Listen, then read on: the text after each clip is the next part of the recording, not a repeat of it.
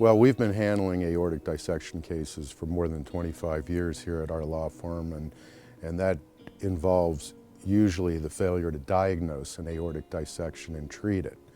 And what that means is that a person will have a pending dissection of their aorta, and the doctors fail to identify it and report it, and it is left untreated. And unfortunately, a dissection is a fatal disease if it's not treated immediately.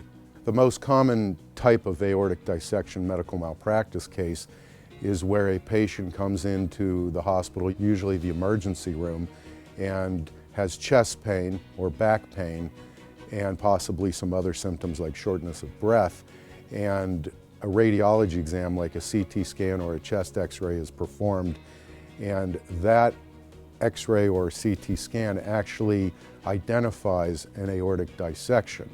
But for certain reasons, the person who reads that film, the chest x-ray or CT scan, fails to identify that and then fails to report it to the emergency room doctor, and it goes left untreated. And aortic dissection is a fatal disease. If it's not treated immediately, you will die from it. So that is probably the most common aortic dissection case that we handle.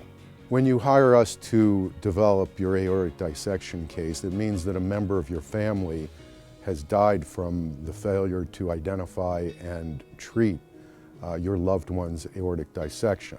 We know how to develop these cases. That is, we know how to ask the right questions of the hospital, get the correct medical records, and find out whether a mistake was made that caused the death of your loved one.